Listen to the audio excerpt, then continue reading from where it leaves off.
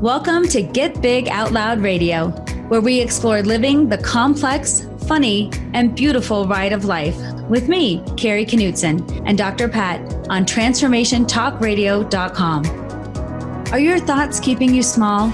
Are you ready to get big? I will offer you ideas to transform what you are thinking into conscious action. Explore what is keeping you small and how to shift your behaviors in order to get big. Learn what is possible for you.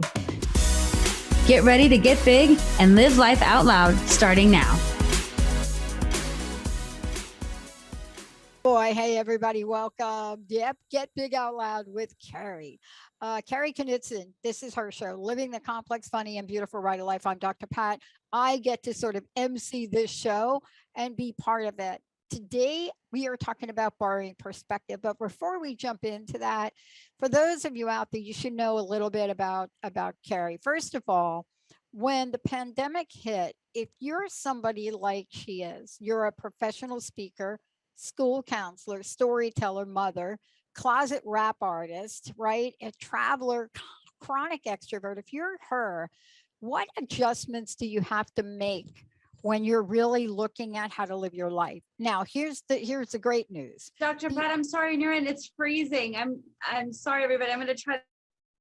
Don't worry. Just keep freezing. We'll get to you. Hang on. I think I'm not freezing. Poor Kari is freezing. Just, this is the world that I'm trying to say we're living in right now. We're living in this world where there's so many unexpected things. And don't worry, Kari. You want me to try to? No, if you could just stay where you are, you're doing good. Which mine? You're fine. And what I want to say is, look, this is the world we've all had to adjust to. And all of you out there that are listening, you know what we're talking about.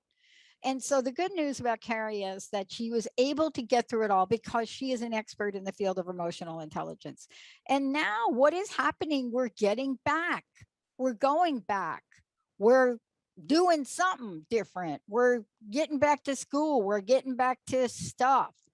But what does that mean when we get back to it? When you get back to things like that, you get back to the unexpected. And today we're doing borrowing perspective, because here we are with Kari, back to her life, back to the things that we all were doing like 20 months ago.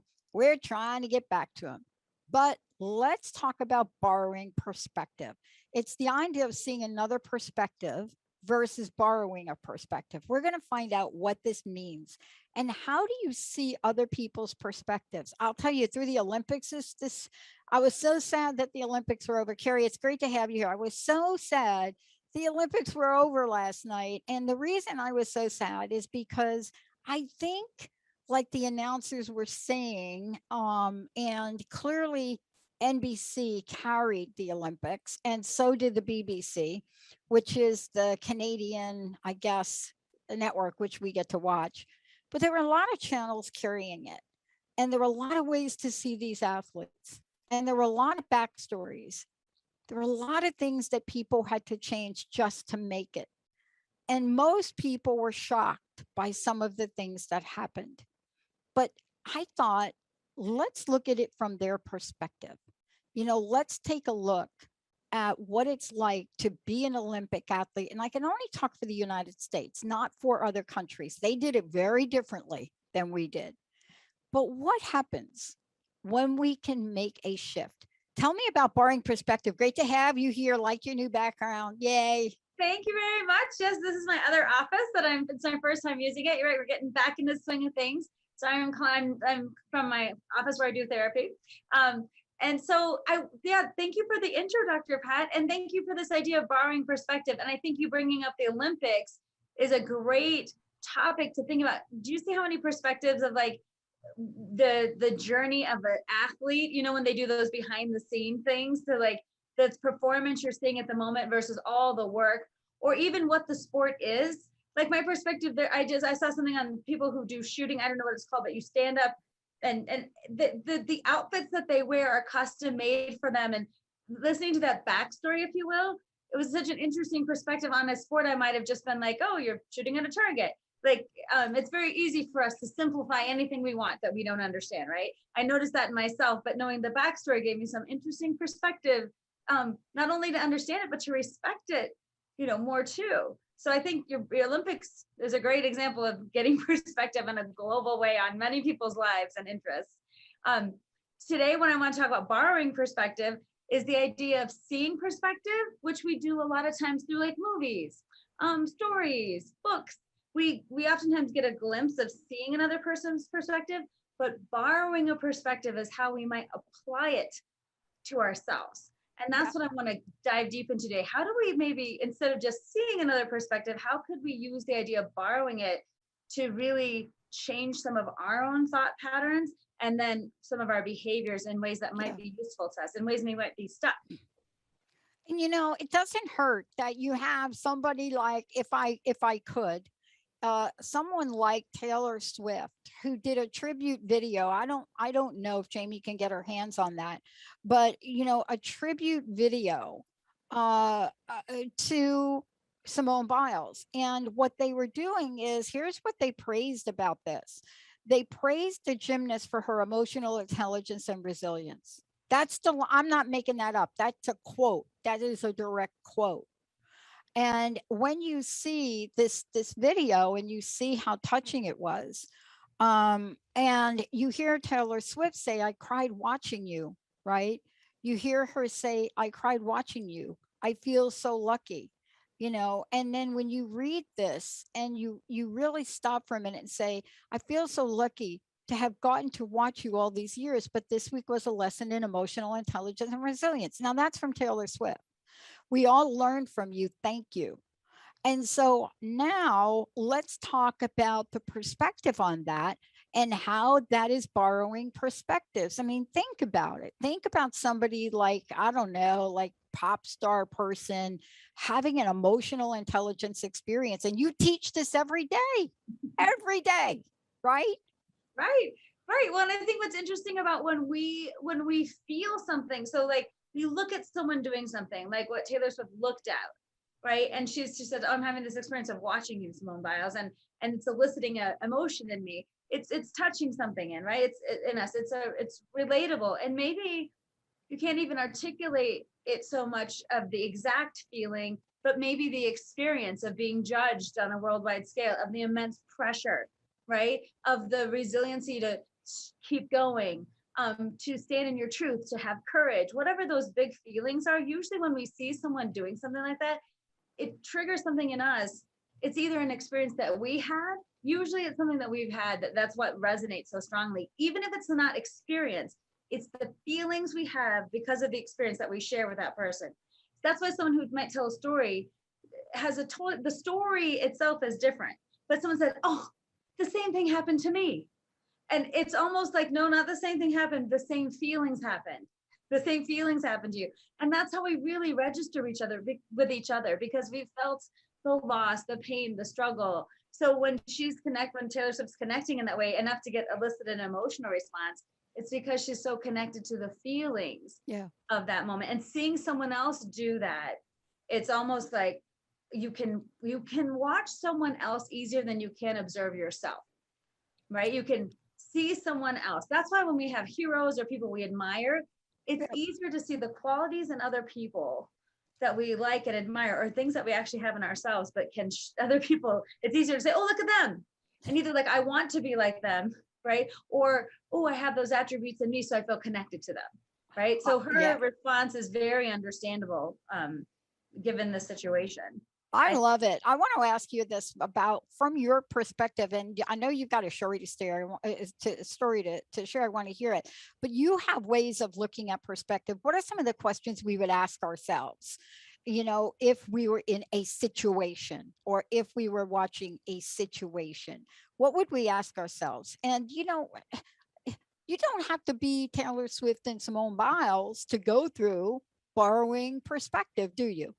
No, not at all. And the only thing with borrowing perspective that I think is different than seeing and acknowledging a perspective is the idea of borrowing a perspective is you trying it on for size, right? And sometimes I feel like we as people, have a very limited view of options sometimes because we're in our own world, right? And it's hard because we're on autopilot quite a bit of our time, thinking the same thoughts, having the same responses, focusing on the same things. Heck, we even drive on the same roads and eat the same foods and do the same routines, right? We're kind of habitually on autopilot most of the time. So the idea of borrowing a perspective is an opportunity to raise your consciousness, not to say, oh, I see what that person has gone through and I have feelings toward it, but it's like, wow, could understanding their perspective actually help me if I applied it?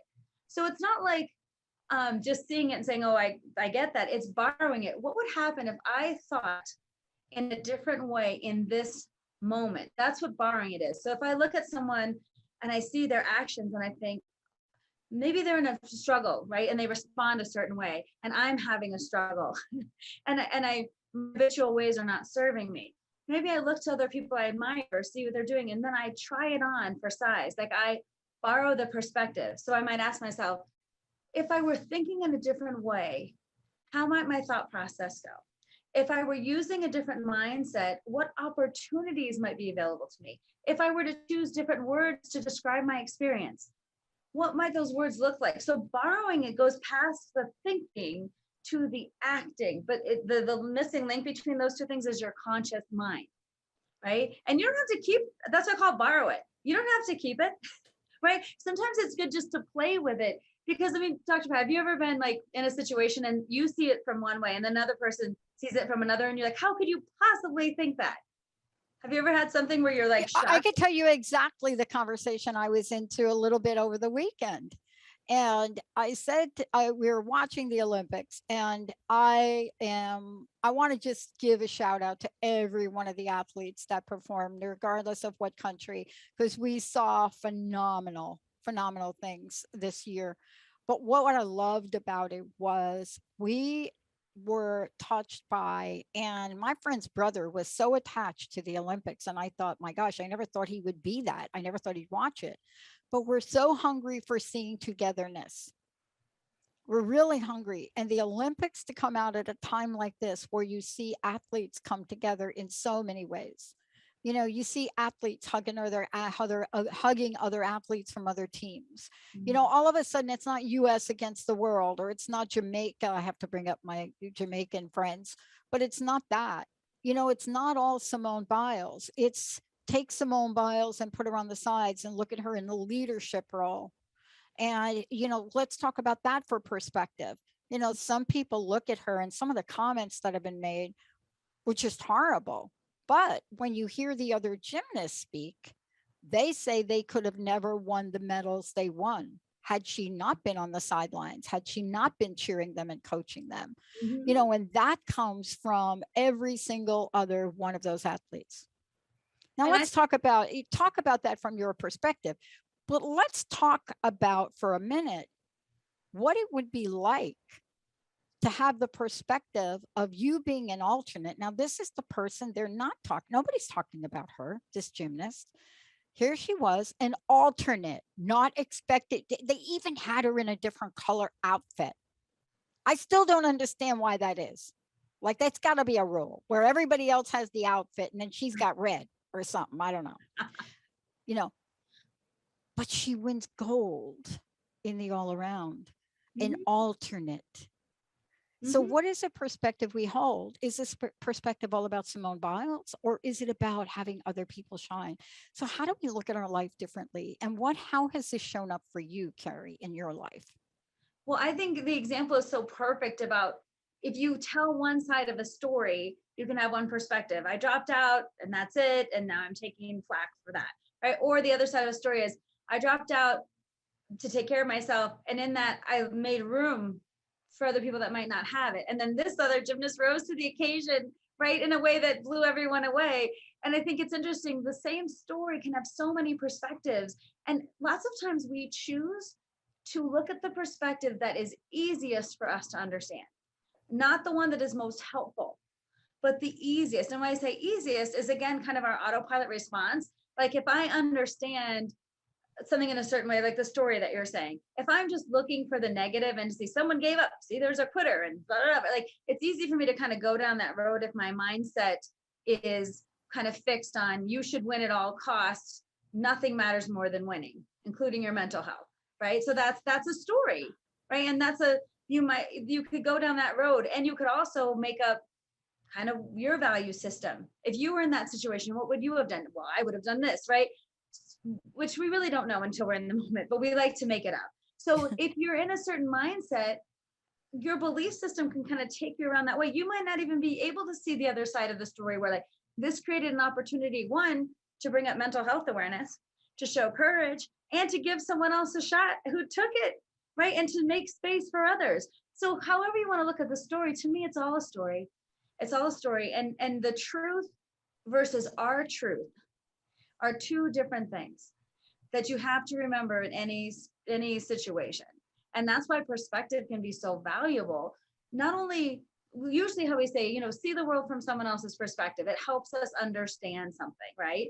And here's just a little story that made me, I just thought of recently. When I went to international school in Norway, the cafeteria was the most interesting place where I learned about people from all over the world. There were people from 100 different countries in the summer school. And at lunch, the most important parts of people's culture were missing. So for some people, soup was they have soup like 2 or 3 times a day. Other people have rice with every meal. Other people don't use bread in ever, really, right? And so we were laughing about how our perspective on lunch or food, right? And what we need and what's good and what's bad. And it just made me think, if I hadn't gone to international summer school and been in that moment with all those people experiencing food, it not only gave me perspective, like, oh, we all eat different foods, right?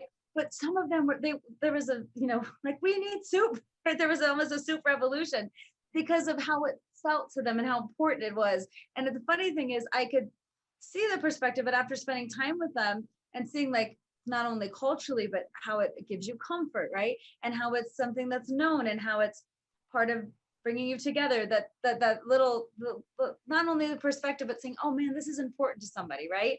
Even if it's not important to me. And I just think that little, I learned more at summer school in the cafeteria than I think I did at summer school, right? Yeah. We were talking about this over the weekend, and let's keep rolling on this because I got some blood work done, right? And there's one way for me to look at my blood work, another way my doctor looks at it, and other ways other people look at things. Something as simple as blood work, which is so black and white. I mean, it's like ink on a paper. It's like right on the paper. It says, let us measure this. This is the range. This is what you get. It's so interesting, isn't it?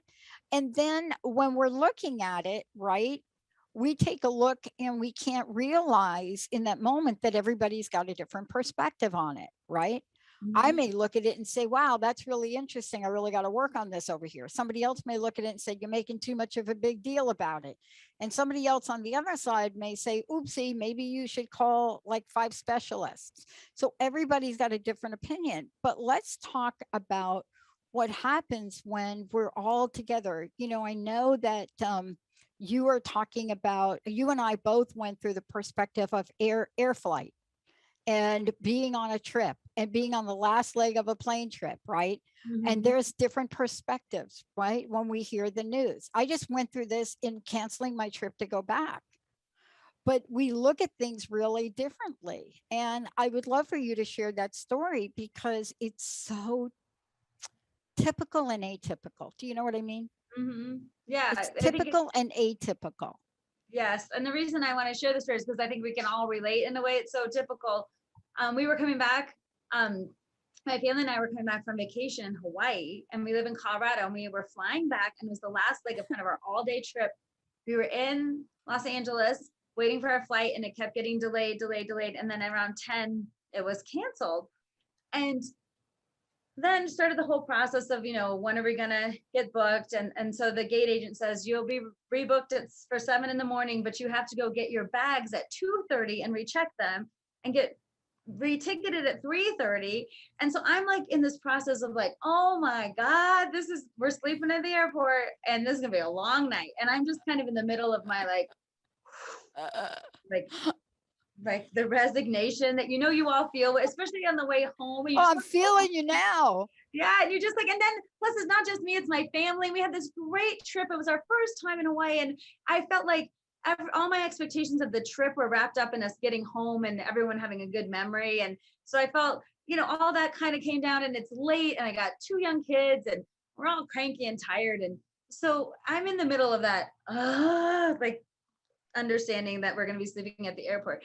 And my 12-year-old looks at me and she says, wait a minute, we get to sleep at the airport? I'm like, yes, honey. And she's like, sleep at the airport? And I'm like, yes. And she goes, oh my God, it'll be an airport adventure. I'm like, what do you mean by adventure? She goes, nobody in the world will be awake but us, just us in an airport. I've never slept in an airport. It'll be my first time, and we'll find our bags and it will be magical. She just like had this whole, and I was like, oh my gosh. And at the moment I'm like, okay, lady, I'm happy you're excited, but I wasn't there yet.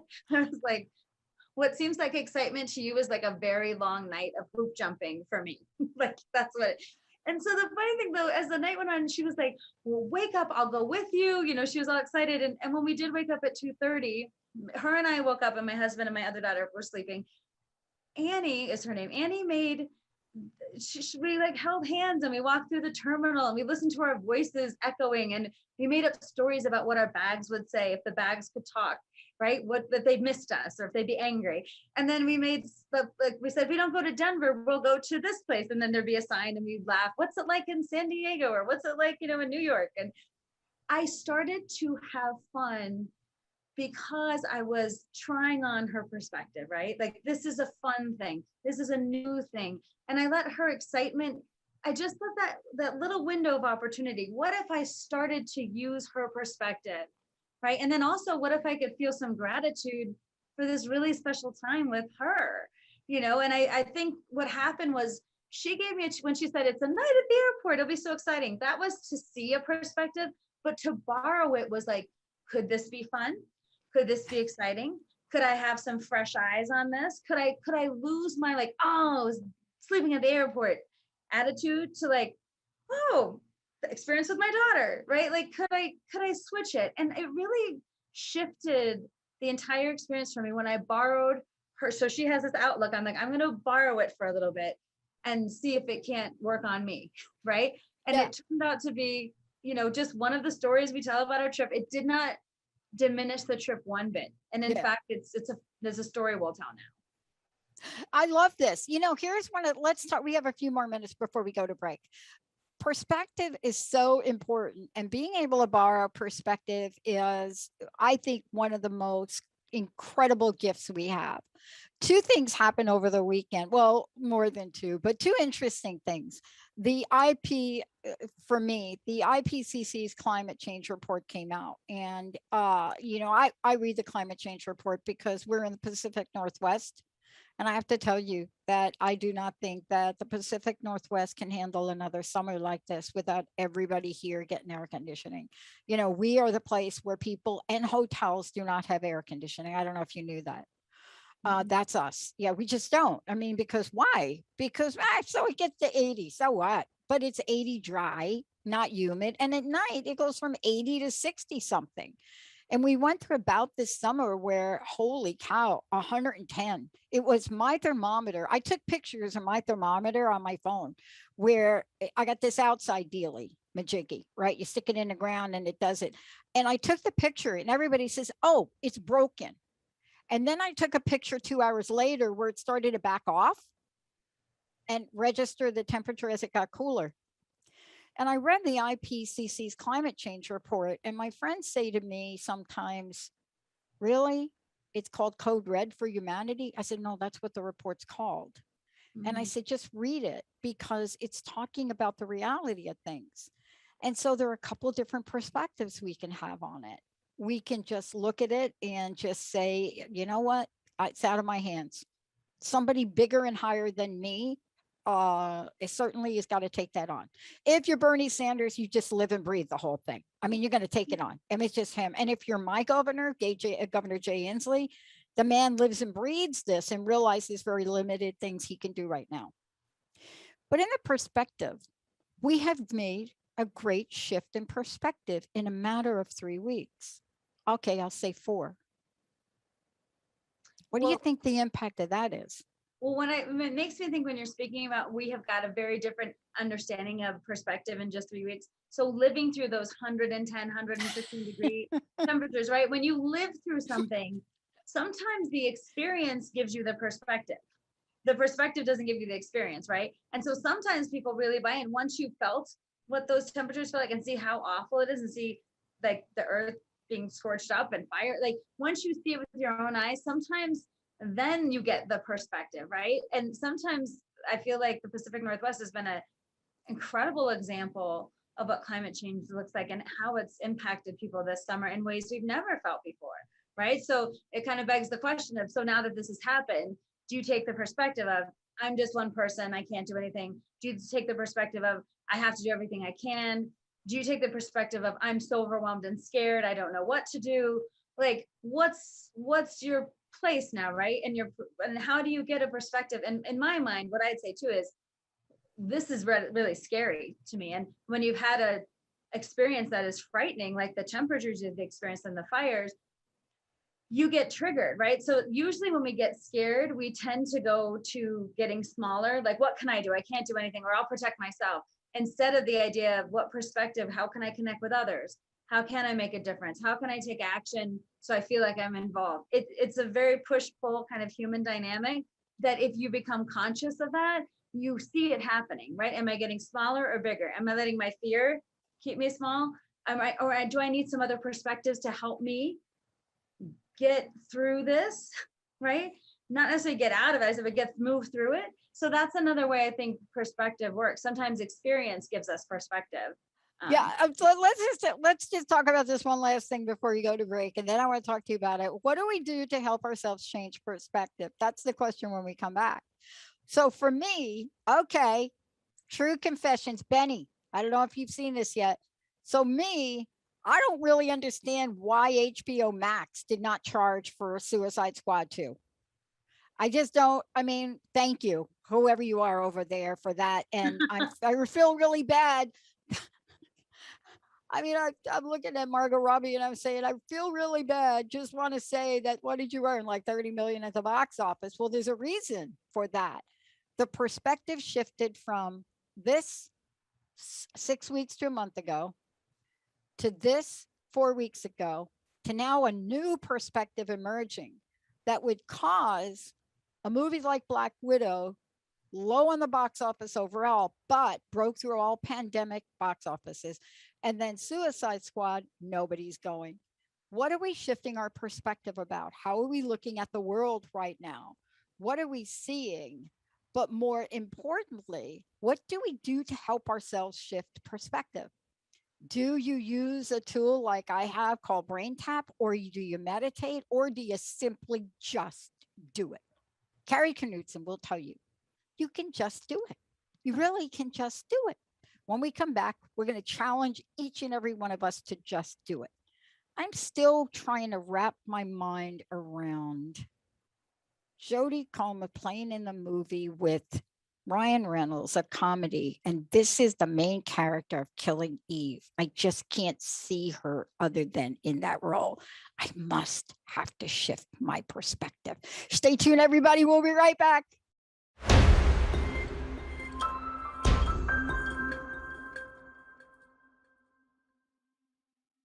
Welcome back, everybody. Kari Knutson, and this show is Get Big Out Loud with Kari, living the complex, funny, and beautiful ride of life. Are you ready to borrow a perspective? Are you ready to do that? We're going to talk about what that means and how you do it right now. And boy, I'll tell you, stories really are the gateway to enabling us to look at perspective and then consider something different, maybe a different possibility, maybe a different expectation.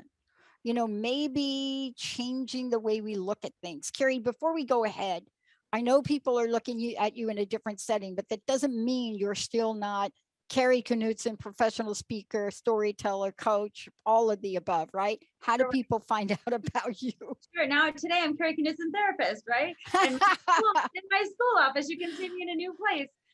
Yes, you can find out about me at knutsonspeaks.com, KNUTSON speaks.com. And what I love about actually doing this from my office where I do therapy is really, it's another part of me, right? I have a lot of things that I do. So I coach, I do public speaking all around the country, virtually and in person. And I also do therapy. And I love that I'm in it, right? And then I use what I'm doing to apply it to the things I talk about. So when I talk about emotional intelligence, it's because I'm studying it every day and in it with clients and in my school that I'm at. So I feel really lucky that I can share this space with you today and another part of who I am. So perspective. Let's just have a sense of what a perspective is. We didn't talk about that yet. And we're kind of telling stories about it. But let's tell folks what perspective means, because I think when we start to look at perspective, right? And I think Jessica has a show. Her show name is on that. When you have a perspective, right? It's a particular attitude towards a way of regarding something. And let's just a point of view. You got a point of view about something, right? And so there's a point of view. It could be a point of view about everything from the top political climate control. It could be a point of view, I don't like eggs. No, I love eggs, so it's not me. But I don't, I can't eat sauerkraut. Or, it could be the simplest perspective, right? It's like, I have to have an orange car. I live in the Pacific Northwest. I don't want a gray car. So there is a perspective, but there are times when we have a perspective and we reconsider. That's what we're talking about now. Yes. So two things I want to bring up with that. To me, perspective also comes from the lens through which you see the world, based on so many things: where you were brought up, your life experiences, the people that you know, the values you have, right? So your perspective is connected to value systems and experiences, right? So when we look at people, we think, oh, your perspective, we might look at someone on their face and you might say, okay, I see Kari, she's a middle-aged Caucasian woman who appears able-bodied, and she's brought up her husband, so it seems like she's married, so she's heterosexual. So you might make up some stories, and my perspective on the world is heavily influenced. Those things are true, but what you won't see from me also, like, my perspective is built on a lot of things that you don't see about me, right? Because I can't advertise it. Perspective on being the daughter of a gay man, right? And growing up with someone who had to be in the closet. He came out when I was 8, seeing him struggle, seeing him have a family. So, but my perspective is heavily influenced by that experience, right? I have a sister who's adopted. Seeing her go through life, my perspective is heavily influenced by observing her experiences. I'm married to a man with one arm. Seeing him go through the world, he does not think he has a disability because he was born that way. He's full and complete, right? But how other people label him is a perspective I cannot help but have, right? Because I'm in it. And so I think when we're talking about how do we get perspective and what is perspective, it's not just some random, like, here's perspective, like a jewel untouched, right? It's perspective is in us from our experiences and the people that we know, not on us, like by what we show the world, right? So the perspective we get is from inside, and the stories we collect, the people we meet, the experiences we have, the values. So that's not always easy to tease out. Why do you feel, like, you and I could probably have a list of topics, and some we would be so agree on, and others we might be like, how can you think that, right? Exactly. Well, let's just drill on one. I want to just follow up to one you said. It's one that's really getting a little bit of press right now. It's actually getting a lot of press. When the United States lost to Canada in the soccer, what could have sent the United States on to the gold medal, to Canada. Canada actually won the gold at the Olympics, but what was tainted in the eyes of press that was issued in a lot of countries, and I'm not saying United States, and I'm certainly not saying Canada, was the fact that that woman that shot, when they, and let me use some, let me use some non-binary language, when they kicked that penalty, you looked at that as a great shot. But once it was done, you looked at them and said they are transgender. And that became the news. Now, in some countries, it did not become the news. And certainly the United States soccer team was not part of that conversation. But here's the thing, in a country like, okay, should I call, is it Russia? Do we call them Russia? I think the headline said that the IOC is, that's the Olympic Committee, is going to investigate the anti-LGBT slurs against Olympic athletes on Russian TV. What? What? So here we have an interesting scenario. And it's not just that they had, this is not Olympic slurs. This was outright, absolutely, value defining language to call gay athletes just perverts and abominations. I mean, so what do? So here's a couple of perspectives here. Mm-hmm. And this right here is one of the more dividing conversations that we're not having. That and comments about our African-American athletes in the Olympics. So here we are, and people have perspectives. Does everybody have the right to an opinion? See, this is where we get hung up. Mm-hmm. How do we borrow perspective? How do we help these folks, right? How do we help people understand a different perspective? Or maybe that's not our job. Help me out here, because look, you live in the world where you're dealing with perspectives 24/7. I need some insight. Well, I think you've raised the biggest point. Like, can I have an opinion, right? Am I entitled to that? And then when it influences others in a negative way, right? When it brings people, when it judges, when it limits, when it classifies and makes someone the other, like, when does that opinion then become dehumanizing for someone else, right? So then that's when you have to ask yourself a value system. But that's also, I think we have to speak out to educate. There are some things, truth and fact are different. There's some things that I think we can agree are fact. Like when we say that defining using words to talk about someone's sexuality, right? Or gender identity, right? Or race, is when we think in our culture, like we're having conversations about all these kinds of things. What's appropriate, what's not, what makes people feel included versus excluded, who's losing power in the conversation and trying to hold on to it, what's right, what's the right way to be according to what? Religion, political views, humanity, and what keeps showing up again and again just because of who we are. Like, what's right? Truth and fact, opinion versus outcome of your opinion. Do I get to hurt you because of my opinion? Do I get to limit you? And so some of those things you really have to struggle with. And I think perspective is interesting in this case, because in order to learn about anything, we have to have some perspective, right? Yeah. I don't think people grow up and are born like, I'm going to be mean or awful or racist or sexist or homophobic, right?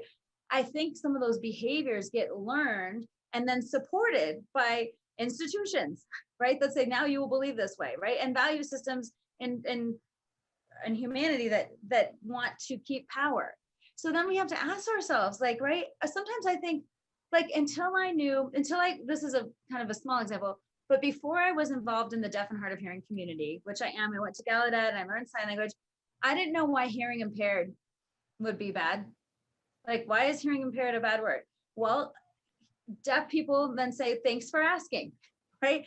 It's because we'd rather be called deaf and hard of hearing. Hearing impairment came as a hearing term to describe us, that we don't think we're impaired, right? We are, because we don't have the same things as you, but learning from other people and saying, oh, that's how you feel. That's your perspective. That's why that label doesn't fit you, right? Like, I think the idea of learning from other people about their experience and thinking about how my words and my perspective sometimes have no business, right? Like, we do so much talking that sometimes we don't listen. Yeah. And also we do so much controlling that sometimes we're like, well, what if I gave up some control? What if I didn't know everything? What if I let someone take some space to share their experience so I could learn from it? So I think, I hope I'm addressing some of what you're saying. No, I think you are. I was sharing a story with Dr. Lisa the other day, and I was talking to her at being part of a team of people, right? And we had to share something unique. Don't you always love that one when consultants come in or people, team facilitators come in, they say, I did it to my team, by the way. So I'm looking back and I'm saying, I'm so sorry now, I'm guilty. But you know, they come in and they say, what do you have that's unique? And what I shared, I thought was totally benign.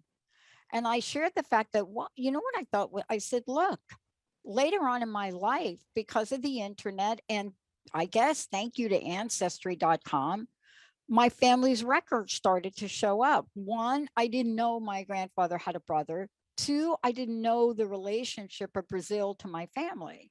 Mm. And so I have a friend that's a genealogy person, genealogist.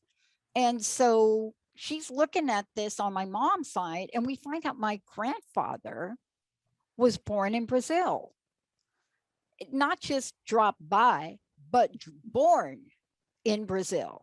And then, you know, tracing the rest of the people born in Brazil on that side of my family. And I shared that, you know, it was really interesting about that for me. And I cut it off, was the perspective of who I was to them changed.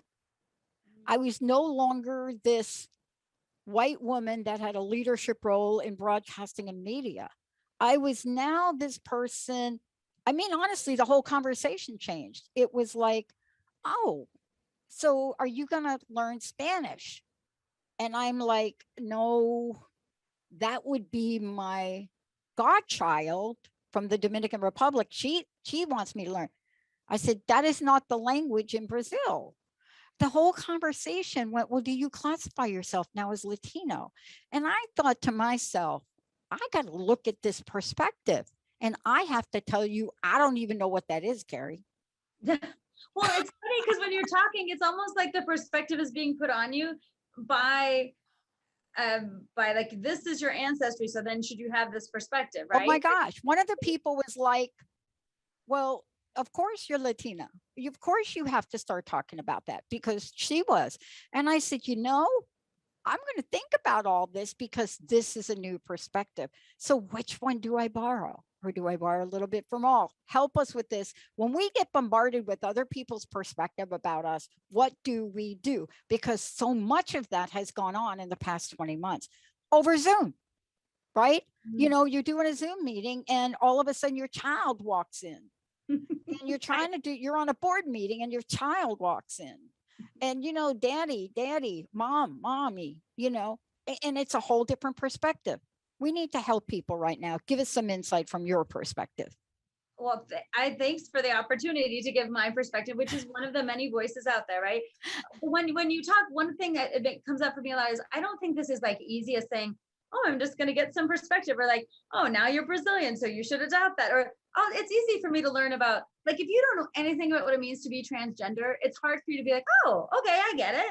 Like, I even remember for me talking to my dad's mom, my grandma, when he came out, and he's like, she wasn't upset he was gay. She was like, I just don't understand it. It was just so far out of her experience because it just wasn't an option, right? She's like, that's not even an option.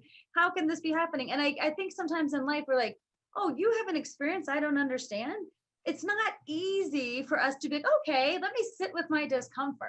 Let me sit with my not knowing. Because a lot of times, you know, when we reach a certain age and stage, we better know. We're used to knowing things. We're smart, right? We can look things on the internet, and we also want to be competent, and we don't want to look stupid. A friend of mine said something, I really love this. She said, like, becoming aware and really getting perspective is sometimes like, you know, when you have something in your teeth, it's so embarrassing, but somebody has to have the courage to tell you, hey, you got some spinach in your teeth, right? So you don't go around the whole day with spinach in your teeth, right? And you're embarrassed in the moment, but then you're simultaneously grateful for the person who told you, right? Have you ever had that? You're like devastatingly embarrassed and then super grateful that maybe only one or two people know that you had spinach in your teeth. Who right? And then you're like, okay, did I get it? Did I get it? Right? You got this like one person, and you're right, like hovered in a corner, right? And you're like, yes. Did I get it? Did I get right? Yes. We're all walking around with spinach in our teeth about different things that we have no idea, right? And then we're living in a global world where we need to get perspective all the times, but it's not pretty. No. It doesn't always look like, oh, I wanted to get that perspective. Like, I wanted to learn that lesson today. It takes us out of our comfort zones. It shakes us up. And that part of that has, when you are a person who has some resiliency, that I feel like how we evolve is, I don't have to always be right. I don't always have to know the answers. I can have enough space in my life for me to be living what I believe is true, and you can too. And you don't have to look or act like me for it to work. I think that's the evolution of humanity is I can hold space for so many different people to be who they are. And again, with the caveat of when you oppress another group, when you are hurtful, when you limit their expression of their freedom, when you define people by how they were born, by characteristics like gender identity, sexuality, color of skin, race, things that people like just show up, right? That to me is the line that we cross when we need education around why we don't do that, right? And how limiting people is really limiting us as humanity. Because I think people grow to their greatest freedom no matter what. They have gone through great odds in life to express themselves. People grow towards freedom, right? And so your freedom doesn't have to look like mine for us to live in the same space. And that's why I think perspective can be so helpful, but it's not always fun or easy or not embarrassing. Like I want to tell you a quick story if we have time. Yeah, please go ahead. About a hard perspective. Yeah. So I worked, this was about hard perspective, right? Like learning something like a really hard way. So I worked as a counselor in a detox facility for people who were recovering from drugs and alcohol. And the way the shifts work, for a few weeks, you'd be on intake at night where people would come in and you'd intake them, get them a bed and kind of help them through the process of getting sober for a few days. Then moving on to another program. But at the facility, we also had a 30-day inpatient treatment program. And so sometimes as a therapist, you'd work on the intake and sometimes you'd work for 30 straight days and with the same group of people. So you were in that group. So I was on a 30-day rotation and I met these amazing people. And on the 30-day rotation, you're with them every day for group, for support. You hear every story, you're running every group. It's very intense, 30 days, right? They're living there. It's very committed, focused. And I had made this connection to this guy named Jeremy. And I just saw this progress over 30 days. I heard his stories, I heard his life, and I heard everything about it. I'm in case someone's like, who's Jeremy? I'm making this name up. Okay, everybody. So don't look up Jeremy. But so I had this connection with him, right? And this 30 days, every day that progressed, it was more and more like, oh my gosh, he's going to make it. He's going to get sober. He's going to change his life. He has so much to give. I see him as he can be. And I'm like all invested in his success. I am so excited. Graduation day comes. Jeremy graduates from our program. I feel my own sense of worthiness and satisfaction. And I'm so proud of him. And I'm excited for the future holds. Like it's all good, right? Yeah. So the very next night, I'm back on intake. I'm back on the intake. And my shift starts around midnight. And I get ready for my shift, which essentially means waiting for the police to drop somebody off who is intoxicated. And I can't believe my eyes because the first person I see is Jeremy. Yep. Jeremy is getting dropped off at detox. Yep. And I can't handle it because I'm like, no, my whole worldview is like, no, this can't happen, right? Yep. So I go to my supervisor, her name, go to Marilyn, and I'm like, Marilyn, Jeremy's back. And Marilyn's like, yes. I'm like, I can't believe it. And I'm fairly dramatic myself, but I'm like, he worked so hard. He knew what to do. He had his chance. And she's like, Kari, what does Jeremy need? I'm like, I don't know. I've done everything. I tried and I thought and blah, blah, blah, me, right? And then she's like, Kari, what does Jeremy need? I'm like, I just don't know. And I'm still in my world. And she's like, Kari, Jeremy needs an intake counselor. That's what Jeremy needs. Can you go be his intake counselor? That's right. Wow. It just like slapped me in the face with the perspective of like, what does he need versus what I want for him? Yeah. Right. And I've used that so much in my practice as a therapist, but also in my life, because so many times my perspective is on what I want for you, not what really is happening in your life. And Marilyn called it the 13th step. She's like, go back to the She's beginning. Right. Yeah. She's right. For those of us that work with people in recovery, boy, this is one of those perspective changing things you better learn and learn quick. You know, you and I spent decades in this perspective. You know, I work with women in recovery every day. And there's always one, you know, there's the one that I've been to the correction facility every week waiting to chat with her. You know, there's the one that, you know, slams into a car And then there's the one that you try to reach out to only to find out, wait a minute, oopsie, I've done it again. And boy, what great advice. So last question. Did you change the perspective and do the intake? Well, what I did after she told me, and she's very straightforward. She's like, yes or no. Like, don't waffle around. Yeah. She wasn't interested in my emotion. She Right. wasn't interested, right? So it's funny because in that moment, she had this thing, she had up on the ceiling a boot that kind of was sticking out of the tiles. And on top it said the 13th step, which means you're booted back to the beginning. And I never understood it. But I looked up at that boot and I did. I took a deep breath and I'm like, I'm going to leave my ego here. I'll come back and process my emotions, but I want to be the kind of person in that moment. And that's why it was such a big moment for me. I took a moment and I reset and I'm like, I'm going to go be what he needs right now. I am, because I can. Right. And it was such a pivotal moment for me because the perspective of what other people need versus what I need. I was a really young counselor at that point. Like, it's my first gig as a therapist. And I'm like, it really influenced how I serve. Yeah. So the lesson in perspective, again, I didn't enjoy that, right? And the personal pain I felt had to be taken in. But I think when you get into a place where you can look at the world and take on other people's perspective and serve from that perspective, that's where you have real power. And that's where there's amazing chance for growth, opportunity, and all the things we want. But I think that's the turning point. That's the sweet spot of perspective. And thank you for driving that home at the end of the hour, because that is the one, that is the thing. When we do our next show, it would be so fun to have a story changing event.